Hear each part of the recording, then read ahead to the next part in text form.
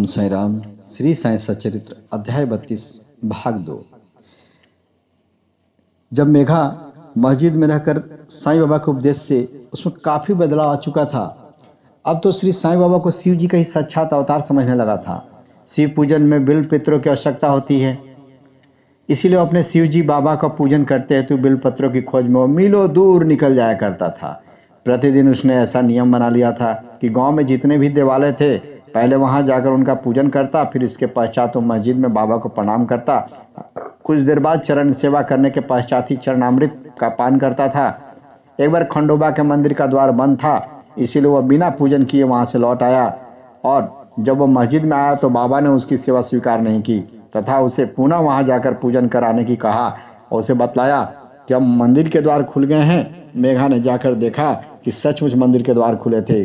जब उसने लौट कर यथाविधि पूजा की तब कहां बाबा ने उसे अपना पूजन करने की अनुमति दी। तब कहीं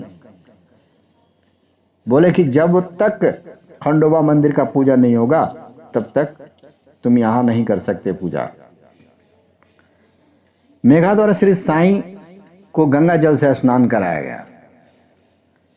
एक बार मकर संक्रांति के अवसर पर मेघा ने विचार किया कि बाबा को चंदन का लेप करूं तथा गंगा जल से उन्हें स्नान कराऊं।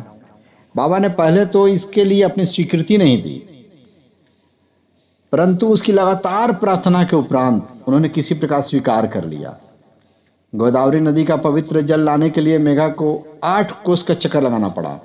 वह जल लेकर लौट आया और दोपहर तक पूर्ण व्यवस्था कर ली। उसने बाबा को तैयार होने की सूचना दी। बाबा ने पुनः मेघा से अनुरोध किया कि मुझे इस झंझट से दूर ही रहने दो। मैं तो एक फकीर हूं, मुझे गंगा जल से क्या प्रयोजन। परंतु मेघा कुछ सुनता ही ना था।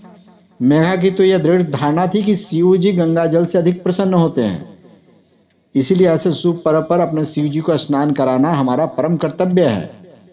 अब तो बाबा को सहमत होना ही पड़ा और नीचे उतर कर वे एक पीढ़े पर बैठ गए और अपना मस्तक आगे करते हुए कहने लगे, अरे मेघा, कम से कम इतनी कृपा तो करना कि पानी केवल मेरे सिर पर ही डालना। सिर शरीर का प्रधान अंग है और उस पर पानी डालना ही पूरे शरीर पर पानी डालने के समान है। मेघा ने अच्छा अच्छा कहते हुए बर्तन उठाकर सिर पर पानी डालना प्रारंभ किया। ऐसा करने से उसे इतनी प्रसन्नता हुई, कुछ उस स्वर में बोला, हर हर गंगे, कहते बर्तन का सारा पानी बाबा के संपूर्ण शरीर पर उड़ेल दिया। फिर पानी का बर्तन एक ओर रखकर जब बाबा की ओर नहाने लगा तो उसने देखा कि बाबा को तो केवल सिर ही भींगा है और शेष भाग जो को तो सुखाई है। यह देखकर उसे बड़ा आश्चर्य हुआ। तो मेघा बाबा को 2 बार स्नान कराता था। पहले वह बाबा को मस्जिद में स्नान कराता, फिर बाड़े में नाना साहब चंदोरकर द्वारा प्राप्त उनके बड़े चित्र को। इस प्रकार क्रम 1 वर्ष तक चलता रहा। बाबा ने उसकी भक्ति और दृढ़ विश्वास करने के लिए उसे दर्शन दिए। एक दिन प्रातःकाल मेघा जब अर्ध निद्रा अवस्था में अपनी सैया पर लेटा हुआ था तभी उसे उनके दर्शन हुए। इसके बाद आगे जो है अगला अंक। तब तक के लिए ओम साई राम, जय जय साई राम। आप सभी खुश रहिए, सुखी रहिए, संपन्न रहिए, स्वस्थ रहिए।